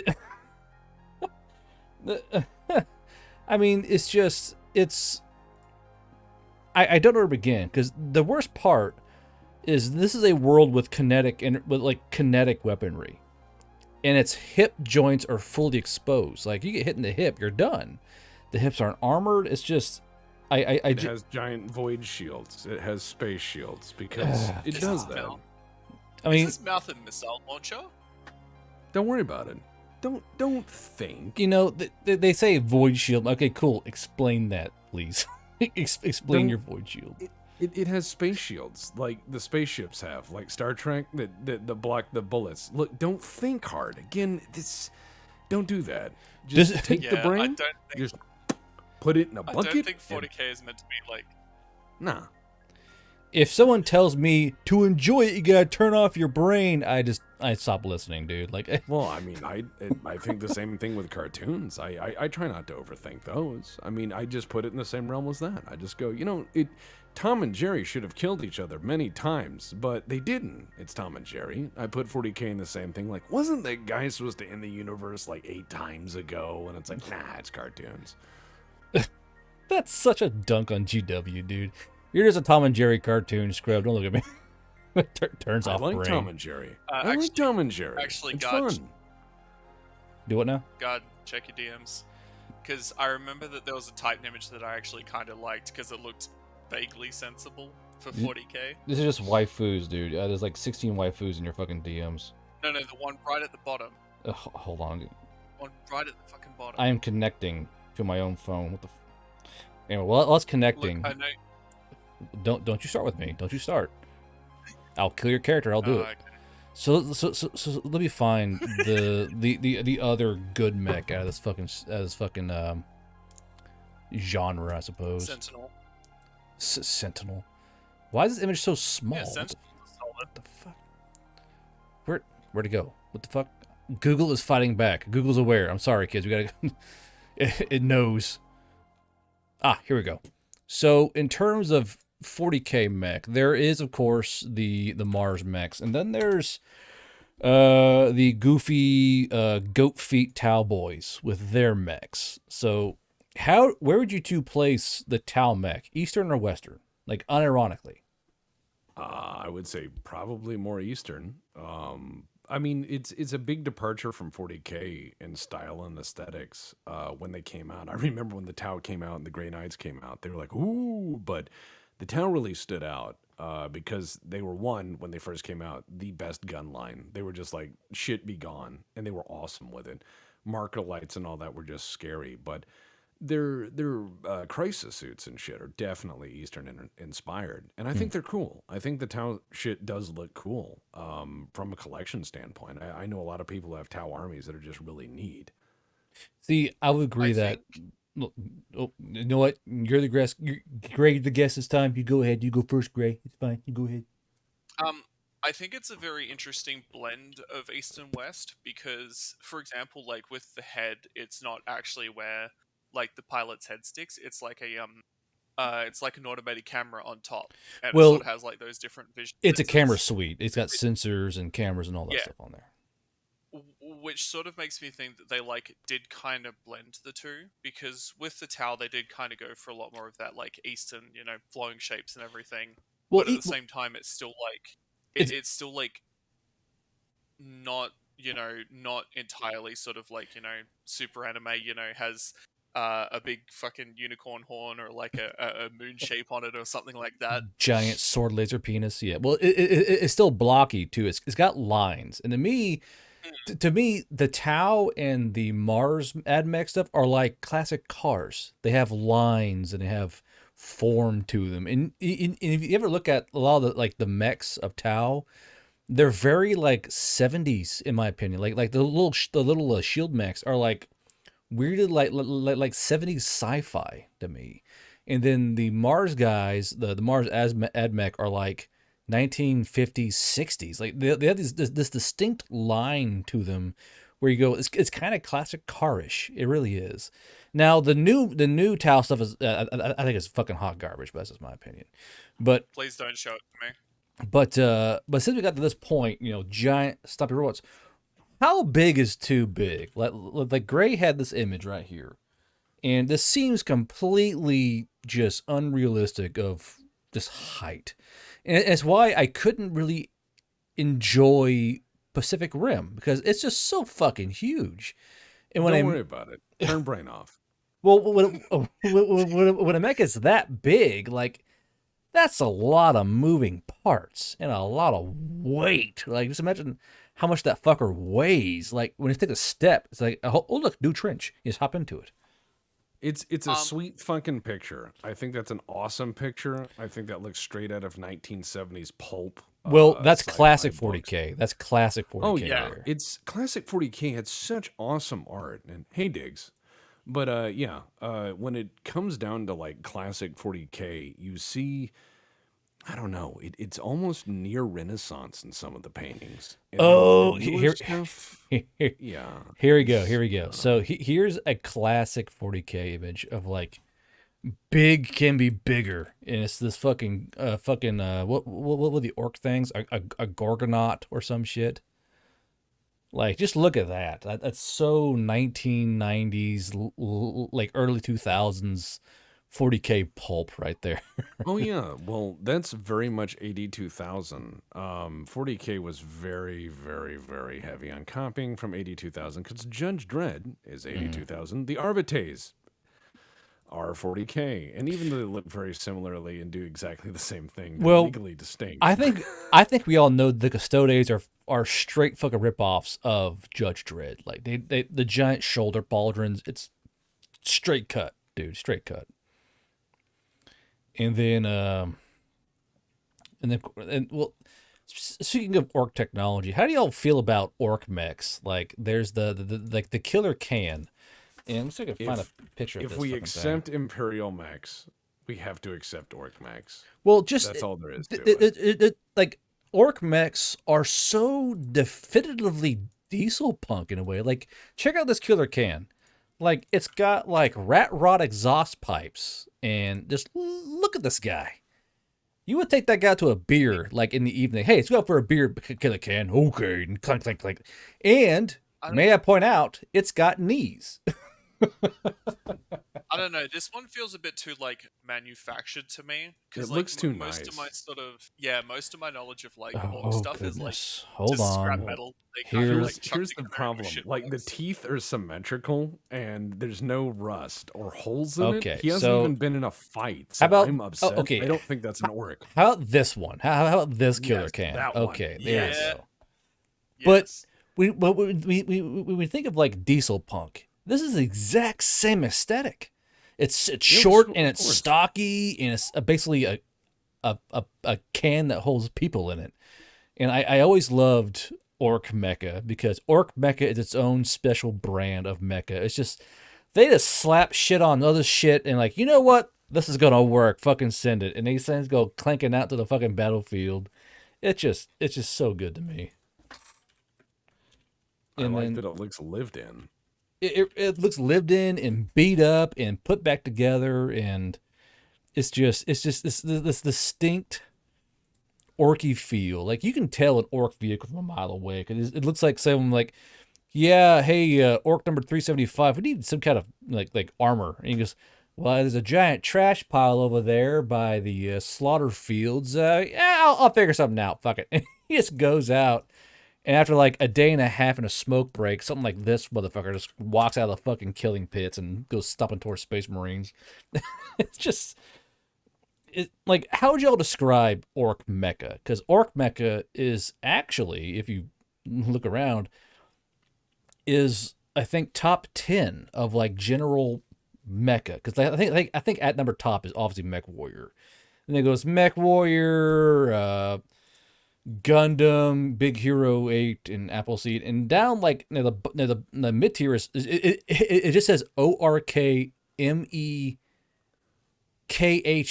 Orc Mecha, and that's what what that shit is. I mean, it's got its own aesthetic. It's junk punk, or it's Junk it's punk. rust. That's a word for that. That's a word. Well, I've for heard that. it is junk punk or gutter punk or rust punk, but anything Gutter that's in the that's in the detritus of manufactured worlds. And it looks like it's lived in. It's made out of things you can identify. It's made out of stuff that looks like it once was something else. And repurposed in industry is kind of an interesting aesthetic all its own. Your armor is a 1975 Cadillac. I can tell that. The plate is still on it. Nevada? Really? Ugh, goodness.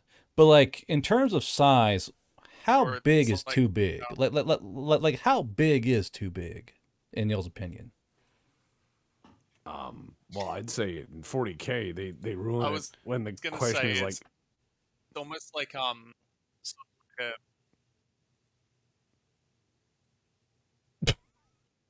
all right, Really, Gray? Just cuts off text, honestly, drops like, out. I would say the I mean, that's a Battletech ones are drive-by. about the upper limit. His fucking Aussie internet's going haywire right now. Sharks are eating the cables. Yeah.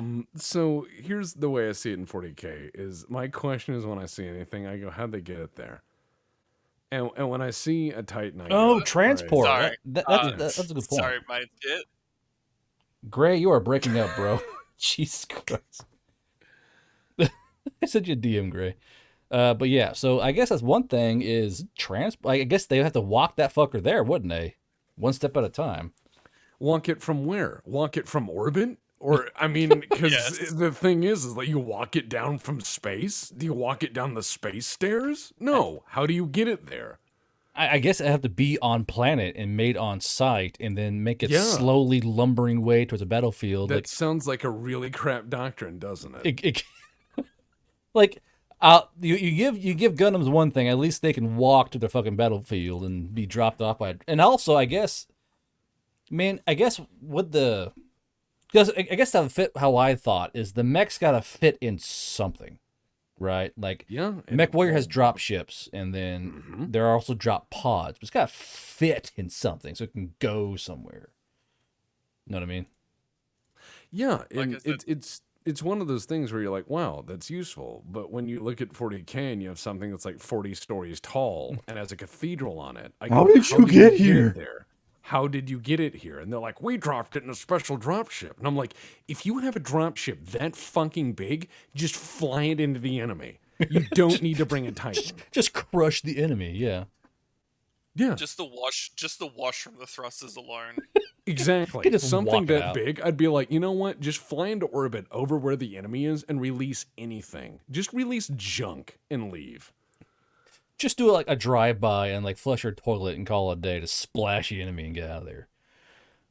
And that's one thing I think that people don't really because there's some things you can't turn your brain off to. As Tech said, it's like how the fuck did this thing go from factory to here? And like there's like a Big O and like other big mecha animes, huge big fucking mechs, and like how the hell did you get around? How did you get here? Did you have a plane or like a Chinook pick you up and drag you along? Like how the fuck did that work? Because I think in Pacific Rim they had like 30 helicopters trying to drag these fuckers into the air and like drop them off or some shit. Yeah, because, 60, 70 Blackhawks work well together when it's all just tied together in a knot. Just The US swinging. military. Just swinging in the fucking military breeze.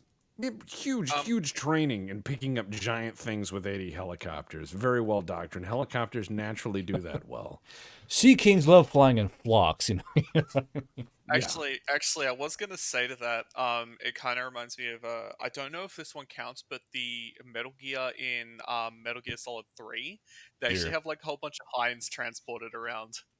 Heinz? It's called the Heinz? Really? Yeah, it's called the Shago HUD. Metal Gear Solid 3. Well, like a Hind? Really? That's a fucking attack helicopter. Yeah. I mean, well, Kojima. you can't really say that Metal Gear Solid even like begins to adhere to fucking realism in the first place. Nano machines, son. Well, no, that's Revengeance. That's something entirely different. But I think Oh that yeah, because people in Metal Gear kinda- Solid 2, all you had to do was have a gunfight with a fucking vampire. That was the rest of the series was completely normal, other than the Russian who pronounced GRU as Gru and was a cowboy. Oh, and the nano machines. Did I miss anything? Oh yes, everything else he made. Okay, so Well, I think it's kind of interesting because you don't see the actual Metal Gear until like near the end almost. I'm pretty sure. Like you only see a few pictures of it. But it's just sort of interesting overall. I Just to love see, in Metal like, Gear it's that- 1 where it was locked in a room and you had to fight it there. The ultimate weapon, by the way, is a robot that can't escape a room. my one weakness, a door. My weakness, I built my ship in the basement. I dig with fingers. Fuck. So, I guess we'll touch on the second to last subject. That's alternative mecha, like shit like this. This is a mech out of Ghost in Shell, where it's Cool. basically a spider, and those little fingers are rollers, and it rolls around. And it's just, how do y'all feel about the spider mech thing? Because it's kind of on the same line as like Boston Dynamics, but arachnid in type. And how many legs is too many legs? Do you think? Because I would say we're mimicking nature already with robots, so I think that's a natural extension of it. But Yeah. I think the idea of having a bunch of little fucking millipede legs is not going to work that well. So- when you have gravel, have you heard of gravel? Have you heard of dirt? so you're saying that this mech would not fare nearly as well as the three-legged variant? Well, let me ask you a question. Like, have you ever driven around ever in your life and just said, you know what? This is the smoothest road, and I'm so glad they've taken such great care of it. Have you ever said that to yourself? Yes. Ever. Yeah. So Yes. what I'm saying is, if you have a robot that rolls on rollers, it would be really cool, and you'd be like, wow, what a graceful, it would hit a pothole and go through a building. And then you'd be like, wow, we have to start over. Why don't we use this thing? What's the word? Wheels. Thank you for flying Gorgon Airlines. And now, so I have two more pictures. What about turreted spiders? So Sure, you why could, not? so you could technically Yeah. Thank you for flying cling Gorgon to like Airlines. a wall or a building, you're able to shoot down and ambush things. Because I find arachnid bots disturbingly curious. Because the ambush opportunities Thank you for are flying Gorgon Airlines. outlandish. You could hang up on a building or under a cliff or your Well- mom's drawers and be just poised there, and you have a turret so you can spin it around a full 360. And Thank you it for seems flying like the Gorgon best Airlines. form of a walking mech would be these fucking spider things. I have an interesting question. What's that? How do you think an ambush would be affected in something that has a Thank much you for substantially flying Gorgon larger Airlines. footprint, and e.g. a much larger thermal footprint to run all of it? I don't know. I think troops are gonna notice the spider the size of a locomotive hanging from the ceiling wherever they are. I don't think they're gonna be like, what's that? They'll be like, it's just a support structure. They're gonna be like, oh, cool, the camo spider with an Abrams turret on it. You say a camel spider? Yeah.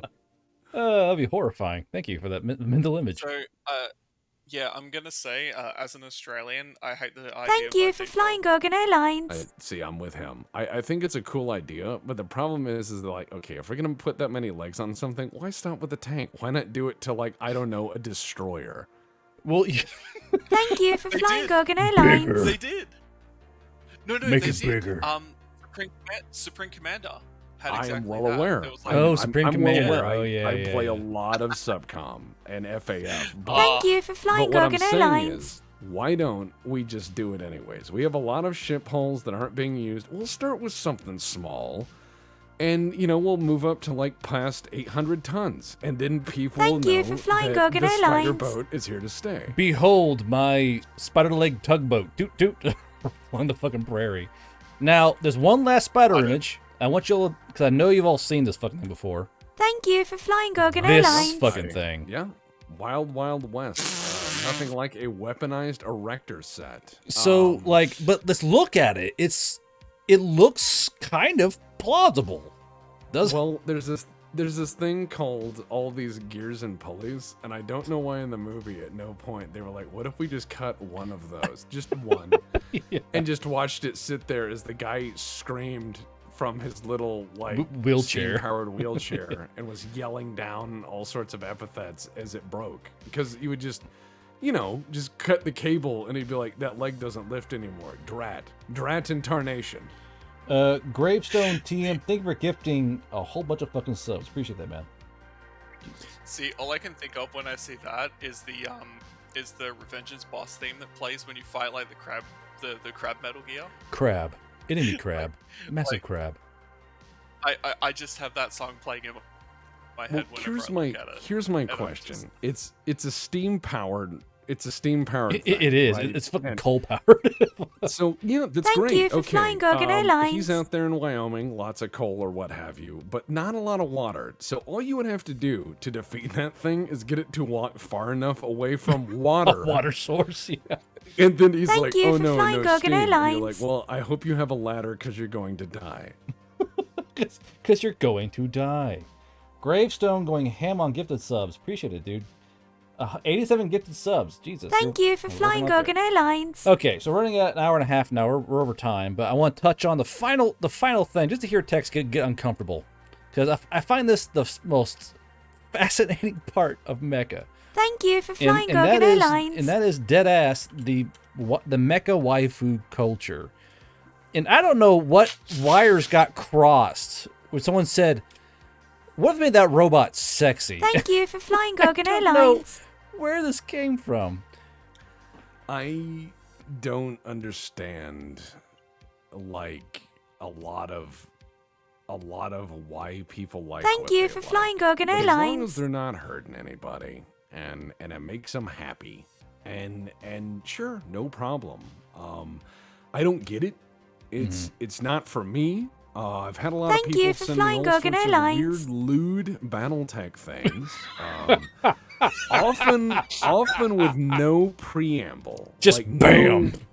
No warning, just porn. or Thank near you for porn. flying Gorgon And I will Airlines. be like, at first I recoil because I'm like, I what is recoil in this? horror. I'm at No, work on I my don't- phone. What the fuck?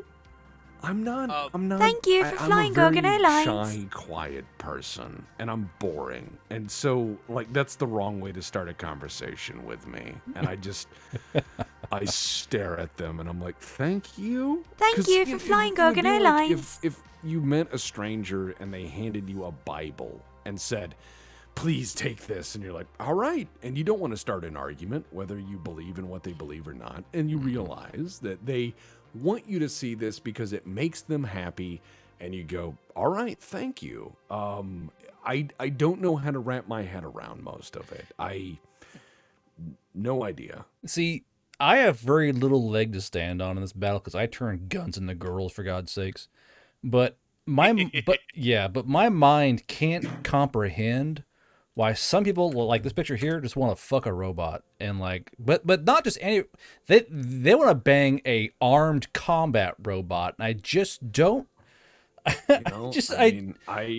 saw somebody sent me a picture of the battleship Bismarck as like a high school girl, and they sent me that, and they were like, "Isn't this cool?" And I'm like, and Tex, isn't this cool? I'm a military historian, so it's kind of weird because I recognize the gun placement. I'm like, "Oh yeah, that's actually the turtleback armor," and then I'm like, "Fuck, why do I know that?" And so I'm now trapped in a conversation with somebody who wants to talk about the girl, not the ship. And there's me who's like, well, the spring granaten is an interesting shell charge when we talk about base breed. They're trying to like deflect the entire time. Nope. I'll play about boats. So they send you something like this. So Tex, they're sending you pictures of Azure Lane and Cancol collection. It's where the boats are girls, and shit like this, right? Yeah. And that's what I get, and they'll send me that in various states of dress or something, and they'll be like, historically, what do you think about? And I'm like, bud, historically, what do you think about? I appreciate their interest in naval history, and I thank them for their time. But I am one of those people where if a lady says like you have a nice voice, I turn beet red. I don't know how to react to stuff like that. So when people send me like boat porn, I'm like, what the fuck? What is your deal? Like, Why would I you don't do know this what to to me? say. Because So- I didn't have that in my head when I see like a Des Moines class or anything like that. So you're sitting That there never like- enters my brain, and now that's been put on the same fucking plate. It's like a Saturday morning. You're sitting in your chair with a cup of coffee. Oh, it's a nice day. Hear your Discord alert go off. Oh, what could this be? Oh, fat boat titties.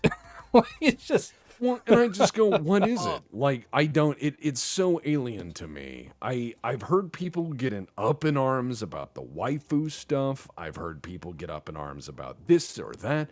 And I've heard them debate it as heatedly as politics. Like, it's just as heatedly as politics, but it just right over my head. I don't get it. Thank you for flying Gorgon Airlines. Hey Tex, can I What? send you like a non-girl battleship me and a friend were doing? Would you just leave? If that ship's naked, he's going to kill you. You know that, right? No, Thank you it's for a flying ship Gorgon ship. Airlines. Oh, the ship. Please, I'm fine with ships. I love looking at ship blueprints all day. Like, I'm a weird person. Like, Okay. if Thank you someone's for like, flying hey, Gorgon here's all the things I'm Airlines. into.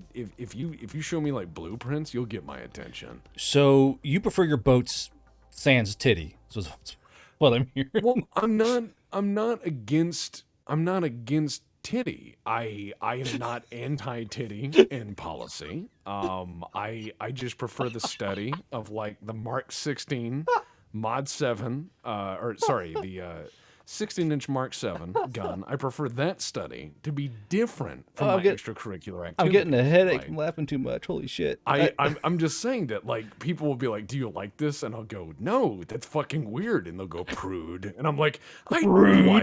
what? What, you don't like boat titty, you fucking prude? Unsubscribed. And I'm sitting there going, like, I thought we were talking about boat stuff. Because when I'll stream Ultimate Admiral Dreadnoughts and people bring this shit up and they're like, have you seen this boat? This boat's cute. And I'm like, what do you mean the boat is cute? I'm like, the Nelson class is actually quite fascinating for a number of reasons. Great. I picture that meme of the kid in the corner at a party. Yeah, I suppose to talk about boats. It's this picture of Azure Lane girls all around them. I suppose to talk about boats. I am not lying. That is exactly who I am. I am exactly that guy. You could surround me with like supermodels, and I would be like, "Do you play Space Station 13?" And if they said no, I would go find someone who did. Because I have nothing in common with these. Do you girls play Mech Warrior? No. Oh God. Okay. So I gotta say, my favorite bit of naval history I learned recently from a video. Because I'm very small brain when it comes to like naval warfare. All I know is like he who big gunship and then he who become missiles. He who peanut. But it was the story of the Pioran. It was that British destroyer that they gave to the Free Polish, and it started like fucking shooting at the. Was it the Bismarck? I think it was the Bismarck, and they just started shooting at it and like swearing at it and playing the Polish national anthem while like blasting over like Morse code signals and everything, just saying "I'm a Pole." Yeah, and it's one of they those fired things. at it for hours and hours. Well, it's like one of the things of naval history because everyone talks about the huge gun battles, but I do like the small moments. And one of the ones that I thought that was crazy is in the Dunkirk evacuation. There was a British destroyer in the Dunkirk evacuation, and he said there's a guy on one of the main guns on this destroyer, and he got out his binoculars, and he said, "Oi, that's a tank shooting at our boys." And he goes, "Yeah." And so they fired their main gun at the beach to like, hey, let the tank know to like, hey, fuck off. And the tank didn't and shot around back at the destroyer. And so You the fucking whoop me. so they said the gun crew looks up to the captain and is like, what do we do? And the captain just pointed at the tank and then made the trigger finger pull. Like just with his finger in the air, and this says they put a naval gunfire round through a Panzer III, and they were just happy as could be. Like, finally, we get to do something today. It's just pieces of smoldering armor. Yeah, they just nailed it with it, and they're like, yes. And I love stuff like that from naval history, not just the biggest battles. I think the but, one that gets me yeah. the most is during the Korean War. It was one of the big battleships. It was being tailed by a destroyer, and the North Korean battery shot at it, and one of the rounds hit one of the turrets, did nothing to it. Temper. Yeah, Yes. temper. And that ship blasted all of its guns on one singular shore battery. It just deleted it.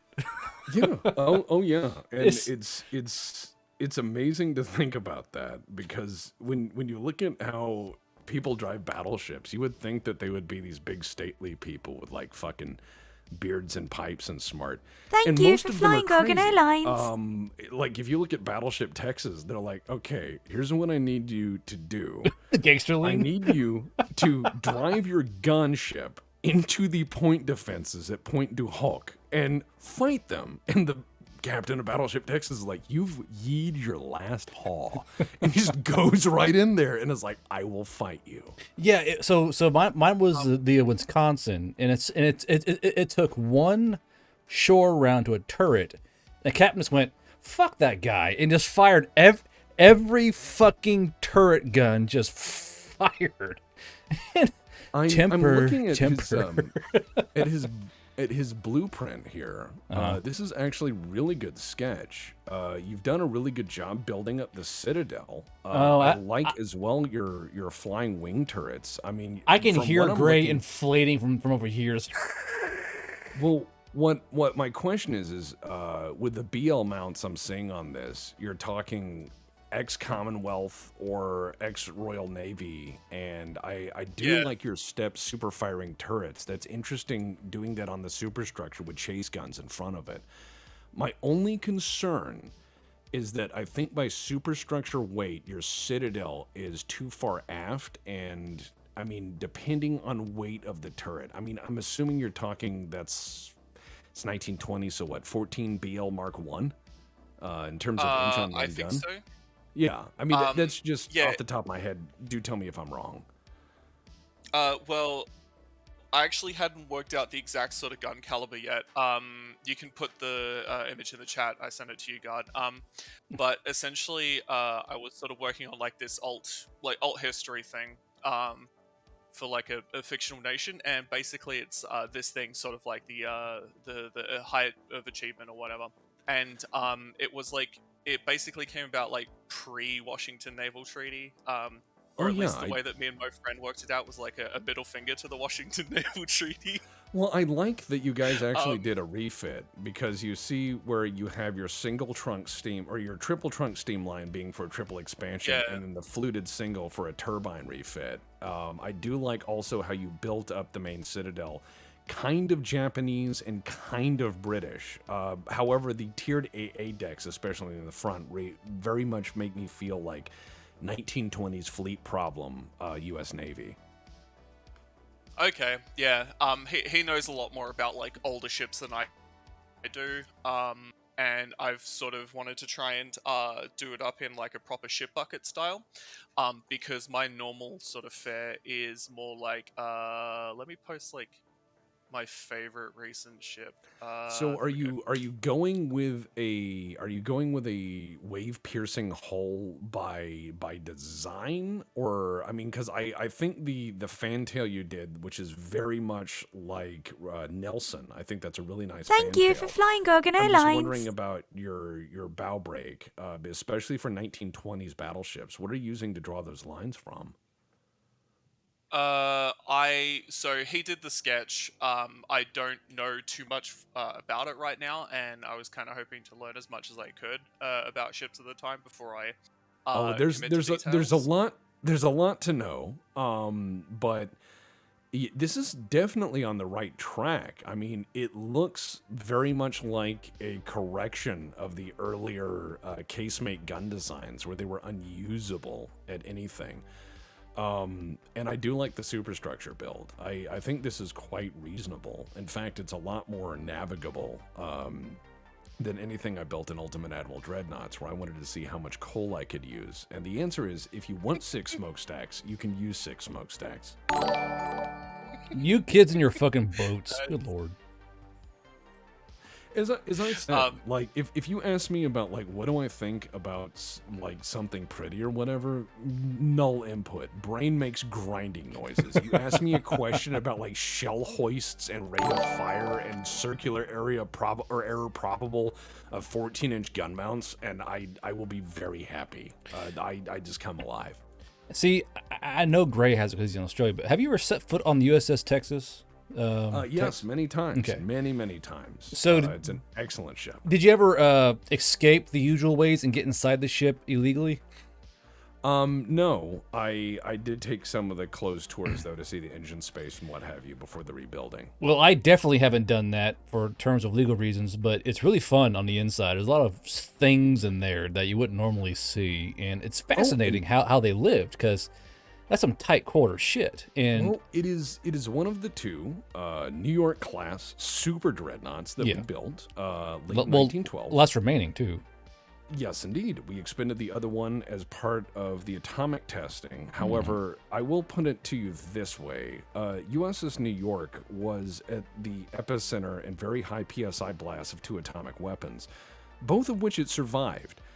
Then they had to tow it off Hawaii, where they left it for a while. Then it broke free of its anchor chain and became a navigation hazard that was incredibly radioactive. And then they had to sink it with the whole U.S. Navy.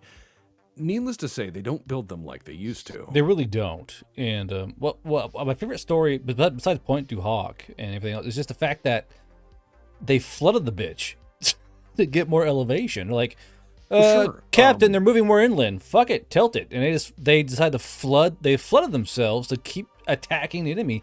And they don't. Not only do they not make the ships or tanks or else like these, but they don't make the same captains and leaders like they used to. Like, Captain, we're out of range. I said, flood the boat, sir. I said, flood the boat.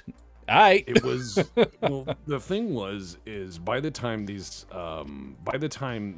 World War II had started, our involvement in World War II, we had to put our battleships into 2 categories. And we had fast battleships, our modernized battleships, and then we had the standard battleships off of the old standard. And the old standard check out the image. Chat. Oh yeah, I'm gonna do what's called a pro gamer move. No, the one below with the fucking chat. Oh god, yeah. Yeah. Go ahead. No, it's just one of those things. But these ships weren't built like they were. They don't build them like that anymore. And so the standard battleships were too heavy and too old to replace the engines on to make them faster, and the guns were too old to kind of replace and rebuild. So they turned them into more or less ironclad bombardment platforms. So really, Iwo they were. Jima and all that, yeah, you use the old battleships as bomb trucks. Each of those guns has a service life of between 270 and 360 rounds. They would burn those out of it in a single day of shelling sometimes. Mm-hmm. And it struck me as, like, nowadays we have computers. And, like, in a modern mech, you would have a computer and a laser guider and a laser rangefinder. These guys had analog hand-turned computers to take around the size of a small Volkswagen and launch that fuck through the air of an ocean as you're rocking and try and land it on another boat miles away. And to this day, it's still fascinating because even as a little MP grunt in my fucking ASV, I'm looking through this fucking sight reticle, and I have a 50 cal on my right and a 40 mag on my left. And I can go left, right with a little joystick, up, down with a little rotary thing, and fire and, range find, all the bullshit. These guys had a dude they couldn't even see in a turret with no fucking windows going, here are your coordinates. Now go to this. Okay, but you go to that. And you have to wait for the right ocean water crest. All right, now fire this. And you're hoping the goal is to try and get rounds onto another boat that's also rocking and moving. It's fucking insane to me what these sailors did, man. And they, like, imagine the madness of being on the Bismarck after you detonate the hood. Like, you're spinning in a circle because your fucking rudder's shattered because a fucking biplane fucking fucked your rudder with a fucking torpedo. Fairy swordfish. Yeah. And I get what you're saying. Long-range gunnery is... I happen to know a thing or two about artillery. But long story short, long-range gunnery is very interesting, especially when it comes down to ships. So you have to go back to Professor James Thompson of Belfast in 1876. He's the guy who figured out how to build harmonic analyzers so you could actually predict, like, wave motion, and that's kind of neat. But when you start looking at the first modern range-keeping and range-finding shit, you have to look at the U.S. Navy's Rangekeeper Mark 8, and that thing is horrifying because it served from about 1930 until 1991 and was frighteningly accurate. Thank you for I flying Gorgon believe Airlines. the Missouri has that fucking analog computer on it too, doesn't it? Yep, and you also have the Mark 1A fire control computer. Yes, what it was, yeah. 3,000 pounds of computer, and that is literally gears and everything else. But yeah, I mean, these are analog mathematical computation machines. They have a lot of gears, a lot of pulleys, and they work, but it's a calculator the size of a refrigerator, if not several rooms, and you have to be very careful.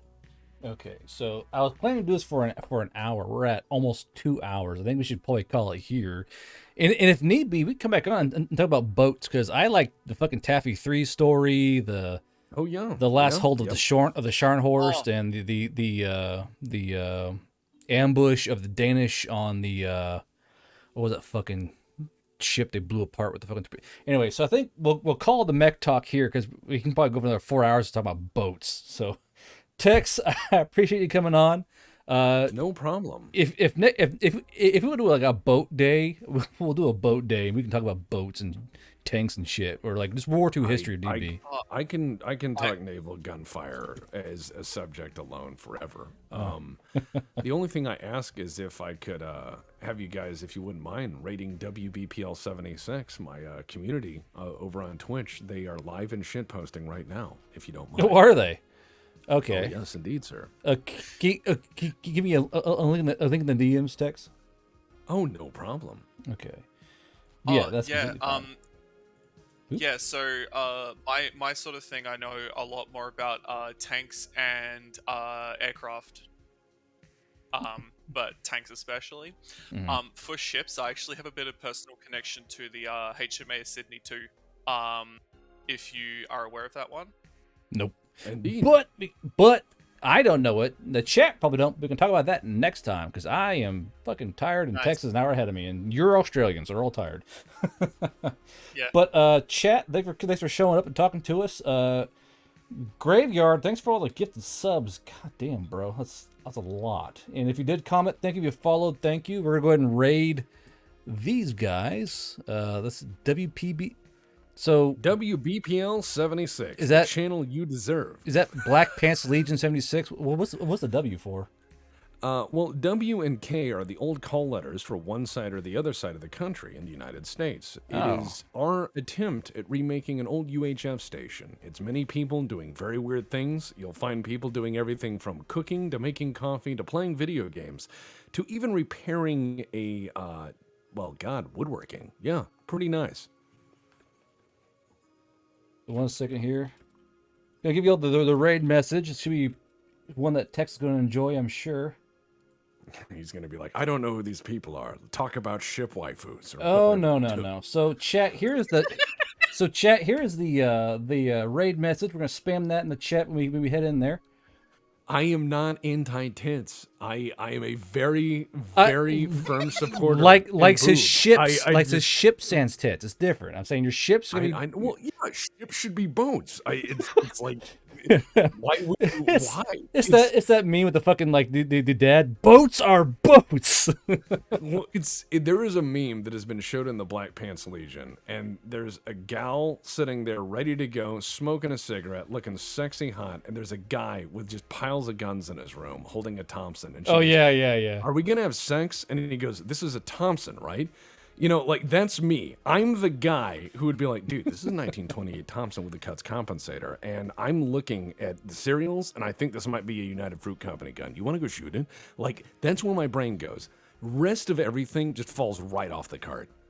All right. So so the race start right now. Thanks, guys, for showing up. We'll see you all guys next time. Race starting up in 3 seconds. We will see you guys next Wednesday for the next chat. There we go. All right, so we're out. Man, Hilarious. See, I thought like we'll go for an hour, talk about mechs. It'll be fun, and then I'm like, it's 2 hours. Oh fuck. Yeah, I know. Hey. I am. Oh, wow, I thank can you. wrap.